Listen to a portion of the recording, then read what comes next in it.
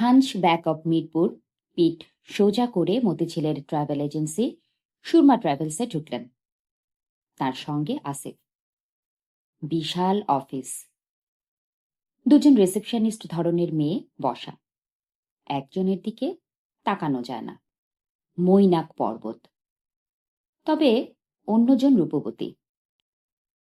মৈনাক পর্বত মধুর গলায় বলল, আপনাদের জন্য কি করতে পারি? বজলু সাহেব বললেন, কেরামত আছে? জি আছেন, এখন একটু ব্যস্ত। আমিও ব্যস্ত, আপনি দয়া করে বলুন ভৈরবের বজলু। মৈনাক পর্বত বিরক্ত ভঙ্গিতে ভেতরে চলে গেল। বজলু আসিফকে নিচু গলায় বললেন, তুমি এখানেই বসে থাকো, আমি একা যাই, দরকার হলে তোমাকে ডাকব। আসিফ বলল, দরকার হবে বলে মনে করছেন? অবশ্যই হবে, কেরামত আমার কথা ফেলবে না, ওর সেই ক্ষমতাও নেই। এসএম হলে লিটারেলি আমি ওকে ফেলেছি। পুরনো কথা কেউ মনে রাখে না বুঝলু ভাই, দেখা যাক আগেই ডিসার্ডেড হচ্ছ কেন? বজলু এসেছেন আসিফের চাকরির ব্যাপারে, এসেছেন খুবই উৎসাহ নিয়ে। তার ধারণা এই মুহূর্তেই একটা কিছু হবে। আস্তে আস্তে বলেছিলেন, তোমার চাকরি কোনো ব্যাপারই না, যে কোনো অফিসের একজন বসকে ধরে এনে নাটক একটা দেখিয়ে দিলেই ব্যাটেল ইজ ইয়োর। আসিফ কোনো প্রতিবাদ করেনি, যদিও বলতে চেয়েছিল নাটকের ক্ষেত্রে এটা কখনো হয় না, খেলোয়াড়দের ব্যাপারে হয়। ভালো ফুটবল প্লেয়ার, ক্রিকেট প্লেয়ারদের ডেকে ডেকে চাকরি দেয়, এরা হচ্ছে অফিসের শোভা। কিন্তু নাটক করা লোককে কে রাখবে? মৈনাক পর্বত বজলু সাহেবকে ডেকে নিয়ে গেল। আসিফ বসে রইল। সুন্দরী মেয়েটি বলল, আপনি চা খাবেন? জি, খাবো। মেয়েটি কেমন যেন আগ্রহ নিয়ে তাকাচ্ছে। কোনো একটা নাটক কি সে দেখেছে? অসম্ভব কিছু তো নয়, দেখতেও তো পারে। সুন্দরী মেয়েটি নিজেই চায়ের কাপ নিয়ে এগিয়ে এলো, মিষ্টি গলায় বলল, আপনি কি মাধবীর ভাই? জি না। মেয়েটির সব আগ্রহ শেষ, সে ফিরে গেল নিজের জায়গায়, ব্যস্ত হয়ে পড়ল টেলিফোন নিয়ে। সম্ভবত চা এনে দেয়ায় নিজের উপরই সে এখন রাগ করছে। কেরামত যতটা আন্তরিকতা দেখাবে বলে বজলু ভেবেছিলেন, সে তার চেয়েও বেশি দেখালো। জড়িয়ে ধরে নাচানাচি করল খানিকক্ষণ, গদগদ গলায় বলল, ভৈরবের বজলু যে তুমি তা বুঝতে পারিনি দোস্ত। বিশ্বাস কর, এই টাকা জুয়ে বলছি, ব্যবসায়ী কখনো টাকা ছুঁয়ে মিথ্যা কথা বলে না। ব্যবসা কেমন চলছে? টুকটাক, ফাজিলের দেশ, ফাজিলের দেশে ব্যবসা করে সুখ নেই। তুই তো মনে হচ্ছে সুখেই আছিস। টাকা আছে, মনে শান্তি নাই রে দোস্ত। কি জন্য এসেছিস বল? চাকরি দিতে হবে একটা। এটা ছাড়া আর কিছু বলার থাকলে বল। আর কিছু বলার নেই। কেরামত গম্ভীর হয়ে গেল। বজলু সিগারেট ধরালেন। এই ঘরের এয়ার কন্ডিশনার অনেক নিচে সেট করা, বেশ ঠান্ডা লাগছে, মনে হচ্ছে ফ্রিজের ভেতর তিনি বসে আছেন। কেরামত বলল, চাকরি কার? আমার গ্রুপের একজন। তোর আবার কিসের গ্রুপ? নাটকের গ্রুপ। ও আচ্ছা, এখনো নাটক নিয়ে আছিস? ভালো শিল্প সাহিত্যের কোনো খবর রাখি না বুঝলি। আমার বউ বলছিল মহিলা সমিতিতে নাকি ভালো নাটক হয়, সে একদিন দেখে আসলো, কমেডি ধরনের কিছু একটা হবে। রাতে ঘুমোতে গিয়েও একটু পর পর হেসে ওঠে। বজলু বললেন, আসল কথা থেকে দূরে সরে যাচ্ছিস। তোর ক্যান্ডিডেটের যোগ্যতা কি, মানে নাটক ছাড়া আর কি জানে? বিএ পাস, শুরুতে ব্যাংকে চাকরি করত, তারপর ইস্টার্ন ট্রান্সপোর্টের কিছুদিন ছিল, জীবন বীমাতে কিছুদিন কাজ করেছে। অচল মাল গচাতে চাচ্ছিস? বজলু সিগারেটে লম্বা টান দিয়ে বললেন, আসিফের মতো ছেলেকে চাকরির জন্য মানুষের দরজায় দরজায় ঘুরতে হচ্ছে, এটাই হচ্ছে আফসোসের ব্যাপার। বিলেত আমেরিকা হলে এই ছেলে টাকার উপর শুয়ে থাকতো। কেরামত বলল, কষ্ট করে কিছু টাকা পয়সা জোগাড় করে এই ছেলেকে বিলেত আমেরিকা পাঠিয়ে দিলেই তো হয়। বজলু গম্ভীর হয়ে গেলেন। কেরামত বলল, ঠাট্টা করলাম রে দোস্ত। তোকে সত্যি কথা বলি, বিজনেসের অবস্থা খুবই টাইট।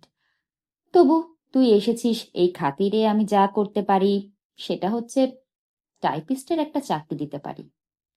তবে টাইপ জানতে হবে। বজলু উঠে দাঁড়ালেন। তার কথা বলতে ইচ্ছে করছে না, তবু বললেন, তোর এখানে হবে না বুঝলাম, উঠি। কেরামত বলল, রাগ করে উঠে যাচ্ছিস তা বুঝতে পারছি। উপায় নেই দোস্ত, আমার জায়গায় তুই থাকলে তুইও ঠিক এই কথাই বলতি। পুরনো দিনের খাতিরে এক কাপ চা অন্তত খেয়ে যা। আমি মানুষটা খারাপ হতে পারি, আমার অফিসের চা কিন্তু ভালো। বজলু চা খেলেন না। অফিস থেকে বের হবা মাত্র তার পিঠ আবার কুঁজো হয়ে গেল। তবে বেশ শক্ত গলায় বললেন, তুমি কোনো চিন্তা করবে না, আমি একটা ব্যবস্থা করব। অবশ্যই করব। চলো কোথাও বসে চাটা কিছু খাওয়া যাক। আসিফ বলল, আমি একটু পুরানা পল্টনের দিকে যাব, 11টার মধ্যে না গেলে কাজ হবে না। চা থাক। চাকরি সংক্রান্ত ব্যাপার? জি। আচ্ছা যাও, তবে শোনো, বিকেলে রিহার্সেলে আসার সময় অনেক কপি বায়োডেটা নিয়ে আসবে। দেয়ার মতো বায়োডেটা তো কিছু নেই, যা আছে তাই আনো না। আমার এক খালু আছেন, খুবই হাই লেভেলের লোক, মন্ত্রী লেভেলের লোকদের সঙ্গে তার যোগাযোগ, তাকে দিয়েই কার্য উদ্ধার করতে হবে। তুমি একেবারেই চিন্তা করবে না। জি আচ্ছা। লিনার শরীর এখন কেমন? ভালো। Very good. আমি দেখতে যাব, আজই যাব। রিহার্সেলের পর চলে যাব, রাতে খাবো তোমার সাথে। জি আচ্ছা। শোনো আসিফ, টাকা পয়সা কিছু লাগবে? এই মুহূর্তে না। কোনো রকম সংকোচ করবে না। তোমার মতো মানুষকে এটা জিজ্ঞেস করতে হচ্ছে, কি আফসোস বলো তো। আসিফ হেসে ফেলল। হাসবে না, বুঝলে? এটা হাসির কোনো ব্যাপার না, এটা হচ্ছে একটা গ্রেট ট্র্যাজেডি। আসিফের তেমন কোথাও যাবার কথা ছিল না। বজলু সাহেবের হাত থেকে উদ্ধার পাওয়াই তার প্রথম উদ্দেশ্য। বজলু কাউকে ধরলে সহজে ছাড়েন না। আসিফ এখন কি করবে ঠিক বুঝতেও পারছে না। বাসায় ফিরে যাওয়া যায়। খালি বাসায় ফিরেই বা কি হবে? লিনা আছে স্কুলে। আজ আবার স্কুলে কিসের যেন পরীক্ষা, ছুটি হবে বিকেল 5টায়। ছুটির জন্য দরখাস্ত করেছিল, নামঞ্জুর হয়েছে। স্কুলের চাকরিটা লিনার ছেড়েই দিতে হবে। ভয়ানক দিন সামনে। আসিফ হাঁটতে হাঁটতে ভাবছে, এই সব নিয়ে গুছিয়ে একটা নাটক লিখতে পারলে বেশ হতো। তবে এই নাটক দর্শক নিত না। নাটকের বক্তব্য যাই হোক, তার মধ্যে বিনোদন থাকতে হবে, রিলিফ থাকতে হবে। পিকাসোর যে ছবি, তারও বিনোদনের একটা দিক আছে। সবচেয়ে কঠিন বক্তব্যের নাটকেও আছে রিলিফের ব্যবস্থা। কুইনাইন সরাসরি গেলা যায় না, মিষ্টি চিনির প্রলেপ দিয়ে দিতে হয়।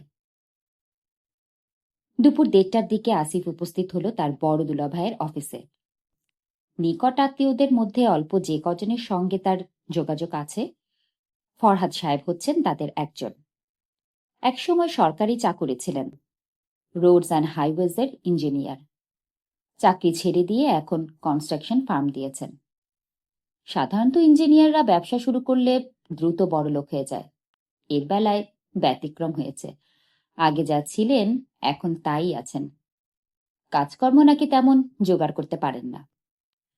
আসিফ যখন তার কাছে আসে, দেখে তিনি চেয়ারে পা তুলে বসেছেন, হাতে ম্যাগাজিন। দেশি বিদেশি অসংখ্য ম্যাগাজিন তার টেবিলে থাকে। তিনি সব ম্যাগাজিন গভীর আগ্রহে পড়েন। ফরহাদ সাহেব মানুষটা ছোটখাটো, বেমানান বিশাল গোঁফ আছে। গোঁফের আড়ালে ঠোঁট ডাকা বলে কখন হাসছেন তা বোঝা যায় না। মনে হয় সারাক্ষণই রেগে আছেন। আসিফকে ঢুকতে দেখে হাতের ম্যাগাজিন না নামিয়ে এবং আসিফের দিকে না তাকিয়ে বললেন, টাকা ধার চাইতে এসেছ? আসিফ বলল, হ্যাঁ। কত? লাখখানিক। বসো। আসিফ বসল। ফরহাদ ম্যাগাজিন নামিয়ে রাখলেন। গোফের আড়ালে হাসলেন। পর মুহূর্তে গম্ভীর হয়ে বললেন, কিছু হয়নি এখনো? না। হবে বলে কি মনে হচ্ছে? না, হচ্ছে না। হতাশ? জি, হতাশ। খুব হতাশ। হ্যাঁ। দুপুরে খাওয়া হয়েছে? জি না। চলো কোথাও গিয়ে খাই। পেটে খুব ক্ষুধা থাকলে হতাশ ভাবটা বেশি থাকে। জাতি হিসেবেই আমরা হতাশ। কেন জানো? হতাশ কারণ বেশিরভাগ মানুষ ক্ষুধার্ত। বুঝলে? বুঝলাম। না, বোঝনি। এটাই সম্ভবত পৃথিবীর একমাত্র দেশ যেখানে ক্ষুধাকে খুব সম্মানের চোখে দেখা হয়। এই দেশের কবি লেখেন, হে দারিদ্র, তুমি মোরে করেছ মহান। দারিদ্র মানুষকে মহান করে না, পঙ্গু করে ফেলে। খুবই ফিলোসফিক কথাবার্তা বলছেন দুলাভাই। বলছি, কারণ আমার অবস্থা কাহিল। তোমার বোন সেই খবরটা এখনো জানে না। সে সুখে আছে। ব্যবসাপাতি খারাপ যাচ্ছে? ইয়েস। কি পরিমাণ খারাপ তুমি চিন্তা করতে পারবে না। মোটা অ্যামাউন্টের টাকা ঘুষ দিয়ে একটা কন্ট্রাক্ট দিই। কাজ শুরু, মাত্র সবাই হা করে ফেলে। প্রতিটি মানুষকে টাকা খাওয়াতে হয়। যে রাস্তায় 6 ইঞ্চি বিটুমিন দেওয়ার কথা সেখানে দেই 1 ইঞ্চি।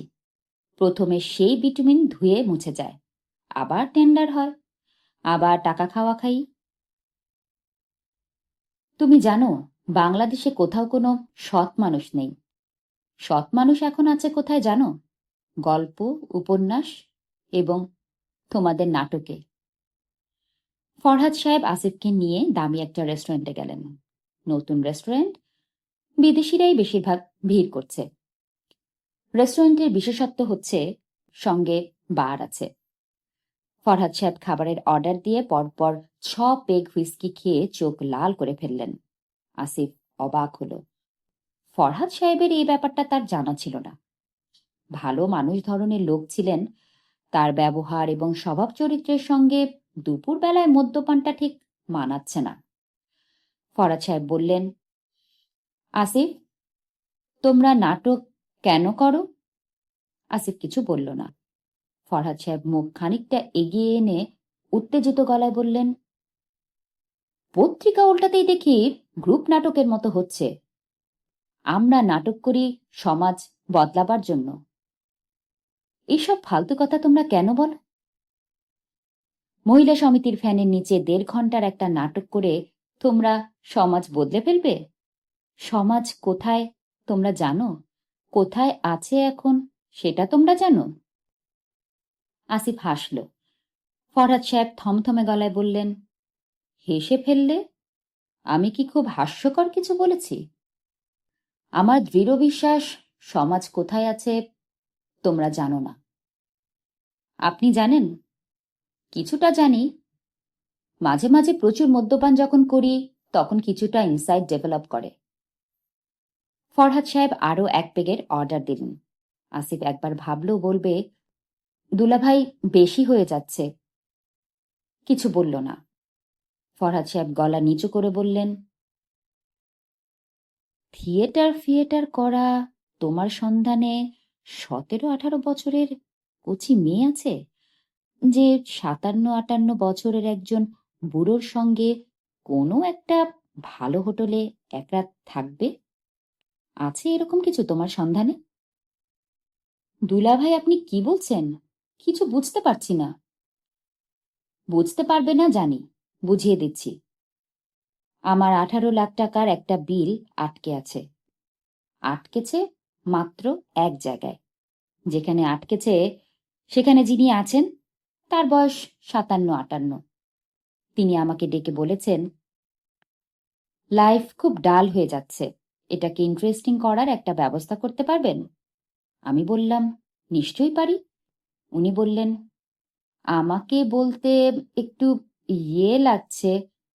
আমি বললাম, আপনি কোনো রকম সংকোচ করবেন না স্যার। তখন উনি বললেন, আজকাল শুনতে পাই ভেরি ইয়াং গার্লস অনেক অ্যাডভেঞ্চারের লোভে হোটেলে হোটেলে রাত কাটাচ্ছে। বুঝতে পারছেন কি মিন করছি? আমি বললাম, পারছি। তিনি বললেন, জাস্ট একটা একটা এক্সপেরিয়েন্সের জন্য পারা যাবে? আমি বললাম, অবশ্যই, এটা কোনো ব্যাপারই না। আসিফ বলল, আপনি কি কোনো ব্যবস্থা করলেন? ফরহাদ সাহেব বললেন, আমি কি করলাম শোনো। অফিসে এসে দরজা বন্ধ করে চুপচাপ বসে রইলাম। আমার মেঝো মেয়ে সুমি, ওর বয়স 17।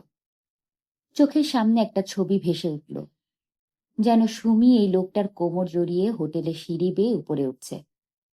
মাথায় আগুন লেগে গেল। কি করলাম জানো?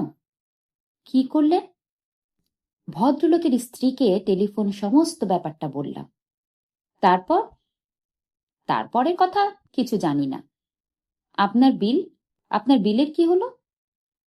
ওইসব এখন জানতে চাও কি অর্থহীন না?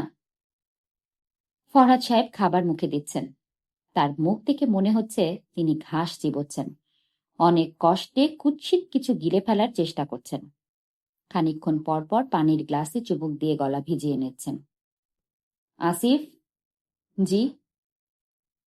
মনটা খুব অস্থির, কোনো কিছুই ভালো লাগে না। অফিসে বসে সারাদিন শুধু ম্যাগাজিনের পাতা উল্টাই। নাটক ফাটক দেখলে মনটা ভালো হবে নাকি বলতো? ভালো কিছু কি হচ্ছে? আসিফ জবাব দিল না। ফরহাদ সাহেব বললেন, রিয়েল ওয়ার্ল্ড থেকে আনরিয়েল ওয়ার্ল্ডে খানিকক্ষণের জন্য হলেও ঢুকতে ইচ্ছে করে। টিপু সুলতান, সিরাজউদ্দৌলা, এসব নাটক কি আজকাল হয় আসিফ? মফস্বলের দিকে হয়। তোমরা করো না কেন? ফ্যান্টাসি ধরনের জিনিস দেখতে ইচ্ছে করে। মসিয়ে লালি, নানা ফার্নাবিশ, ভেরি ইন্টারেস্টিং, তাই না? তারপর একটা মেয়ে ছিল না, যে বলল, আমার বাপুজি জ্যোতিষ চর্চা করেন। টিপু সুলতান বলল, কে তোমার বাপুজি, কি তার পরিচয়? মেয়েটি বলল, বাপুজিকে আপনার প্রয়োজন নেই, প্রয়োজন তার গণনায়। আসিফ বলল, দুলাভাই, আপনার মনে হয় খানিকটা নেশা হয়ে গেছে। ফরাজ সাহেব সঙ্গে সঙ্গে বললেন, হ্যাঁ হয়েছে, আমি নিজেই বুঝতে পারছি। অভ্যাস নেই, তার উপর গরমটাও পড়েছে প্রচণ্ড। অল্পতেই। চলো উঠে পড়ি। আপনি তো কিছুই খেলেন না। ইচ্ছা করছে না। টেস্টলেস সব খাবার। মনে হচ্ছে মানুষের বমি খাচ্ছি। ভালো কথা, বমির ইংরেজি কি জানো তুমি? কয়েকদিন ধরেই ভাবছি কাউকে জিজ্ঞেস করব, মনে থাকে না। গাড়িতে উঠে ফরহাদ সাহেব আরো ঝিম মেরে গেলেন। আসিফ বলল, দুলাভাই, গাড়ি কি আপনি চালাবেন? ইয়েস। ভয় নেই, অ্যাক্সিডেন্ট করব না। স্টিয়ারিং হুইল ধরা মাত্র আমি সোবার হয়ে যাই। তাছাড়া ধরো, অ্যাক্সিডেন্ট যদি করেই ফেলি, তেমন কি আর হবে? গাড়িতে উঠে ফরহাদ সাহেব সত্যি সত্যি সোবার হয়ে গেলেন। সহজভাবে গাড়ি চালাতে লাগলেন। হাসি মুখে বললেন, ভয় কমেছে? কমেছে। আসিফ, তোমার জন্য আমি একটা ব্যবস্থা করে দেব, চিন্তা করবে না। আমাকে খানিকটা সময় দাও, ধরো মাসখানেক। থ্যাঙ্কস দুলাভাই। কোথায় যাবে বলো, তোমাকে নামিয়ে দিই। যে কোনো এক জায়গায় নামিয়ে দিলেই হবে, আমার বিশেষ কোথাও যাবার প্রোগ্রাম নেই। ফরহাদ সাহেব গাড়ি পার্ক করলেন। আসিফ নেমে পড়ল। ফরহাদ সাহেব বললেন, এক সেকেন্ডের জন্য দাঁড়াও। তোমার সঙ্গে কিছু মিথ্যে কথা বলা হয়েছে, সত্যি কথাটা বলে ফেলি। কোন বিষয়ে? আমি ওই লোকের স্ত্রীকে টেলিফোন করিনি। ভদ্রলোক যেমন চেয়েছেন সেই মমস্তা ব্যবস্থা হয়েছে। গত পরশু আমি বিল পেয়েছি। যাই কেমন? ফরহাদ সাহেব গাড়ি নিয়ে ছুটে বের হয়ে গেলেন। রাস্তায় যানবাহনের জটলা, কিন্তু তার গাড়ি দ্রুত চলছে। আসিফ লাল রঙের গাড়িটির দিকে তাকিয়ে রইল। একজন মানুষের সঙ্গে অন্য একজন মানুষের সম্পর্কের ব্যাপারটা বেশ অদ্ভুত। আসিফ নিজের আত্মীয় স্বজন কারোর সঙ্গেই কেমন যেন সহজ হতে পারে না। অদৃশ্য একটা পর্দা থেকেই যায়। অথচ এই মানুষটিকে খুবই আপন মনে হয়। যদিও আসিফের বোনের সঙ্গে এই লোকটির তেমন অন্তরঙ্গতা বিয়ের এত বছরেও তৈরি হয়নি, কুৎসিত সব ঝগড়া। অন্য বোনদের সঙ্গে তাদের স্বামীদের ভাবটাপ কেমন আসিফ জানে না। অন্যদের সঙ্গে যোগাযোগ নেই বললেই হয়। মা বেঁচে থাকতে খানিকটা যোগাযোগ ছিল। মা পালা করে এক এক মেয়ের বাসায় থাকতেন। ঈদ উপলক্ষে তার সঙ্গে দেখা করতে গিয়ে বোনদের সঙ্গে দেখা হতো। বোনরা কড়া কড়া কথা শোনাতো, যার মূল ভাব একটি: আসিফ ভয়াবহ একটা চরিত্র। আসিফের মেজ বোন একটি কথা প্রায় সরাসরি বলে, বাবা এত সকালে মরে গেল শুধু আসিফের কারণে। আসিফ বাবাকে কষ্ট দেওয়ার জন্যই ইচ্ছে করেই পড়াশোনা ছেড়ে দিল। নয়তো যে ছেলে 5-এর বৃত্তি পরীক্ষায় ডিস্ট্রিক্ট ফার্স্ট হয়, সে কি করে ম্যাট্রিক প্রথমবারে ফেল করে দ্বিতীয়বারে 3rd ডিভিশনে পাশ করে, আর এতে কম্পার্টমেন্টাল পায়? বাবা মরে গেল এই দুঃখে। যে কোনো কথাই অনেকবার শুনলে সেটাকে সত্যি মনে হয়। রেসকোর্সের ভেতর দিয়ে হাঁটতে হাঁটতে এই মুহূর্তে আসিফের মনে হচ্ছে মেজ আপার কথা সত্যি হলেও হতে পারে। বৈশাখ মাসের দুপুরে হাঁটতে হাঁটতে সে খানিকটা বিষণ্ণ বোধ করল। তার মনে হলো সব মানুষের অন্তত একবার করে হলেও জীবন গোড়া থেকে শুরু করবার সুযোগ থাকলে ভালো হতো। বড় ধরনের ভুলগুলোর একটি অন্তত শোধরানো যেত। তার সবচেয়ে বড় ভুল কোনটা? নাটক। আর লিনাও কি তার মতো বড় কোনো ভুল করেছে? একবার তাকে জিজ্ঞেস করলে কেমন হয়? আসিফ একটা দীর্ঘ নিঃশ্বাস ফেলল। প্রচণ্ড পানির পিপাসা হচ্ছে। আশেপাশে পানি খাবার কোনো ব্যবস্থা নেই। ঢাকা শহরের নানান জায়গায় এমন চমৎকার ফোয়ারা, এইসব ফোয়ারার পানি কি খাওয়া যায়? প্রেস ক্লাবের কাছের ফোয়ারার পানি একবার এক তৃষ্ণার্ত খুব আগ্রহ করে খেতে দেখেছিল। বৃদ্ধের চেহারা বেশ সম্ভ্রান্ত, হাতে মেডিকেল রিপোর্ট, তার লোকদের হাতে চামড়ার ব্যাগ। সে এই ব্যাগ রেখে ফোয়ারার পানিতে হাত মুখ ধুয়ে বেশ আয়োজন করে পানি খেল। দৃশ্যটা আসিফের এতই মজা লাগলো যে এগিয়ে গেল। বৃদ্ধ খুব আন্তরিক ভঙ্গিতে আসিফকে বললেন, সরকার পানি খাওয়ানোর ভালো ব্যবস্থা করেছে, খুবই উত্তম ব্যবস্থা। আসিফের ইচ্ছে করছে এইরকম কোনো একটা ফোয়ারার কাছে গিয়ে ওই বৃদ্ধের মতো হাত মুখ ধুয়ে খুব আয়োজন করে খানিকটা পানি খায়। লোকজন পাগল ভাববে নিশ্চয়ই, ভাবুক। মাঝে মাঝে পাগল হতে ইচ্ছা করে। সে সত্যি সত্যি হেঁটে হেঁটে প্রেস ক্লাবের কাছের ফোয়ারাটার কাছে গেল। ফোয়ারা বন্ধ, শুকিয়ে খটখট করছে। কিছু জিজ্ঞেস না করতেই একজন বলল, সন্ধ্যার সময় লানলিল বাতি জ্বালাইয়া ছাড়ে, সন্ধ্যা পর্যন্ত সে কি অপেক্ষা করবে? অপেক্ষা করলে কেমন হয়? আসিফ নিজের পাগলামিতে নিজেই হেসে ফেলল। এতক্ষণ পড়ছিলাম হুমায়ুন আহমেদের লেখা সাজঘরের পর্ব 6। আশা করি সঙ্গেই ছিলেন এবং সঙ্গেই থাকবেন। ভালো থাকবেন সবাই, ভালো রাখবেন আশপাশের সবাইকে।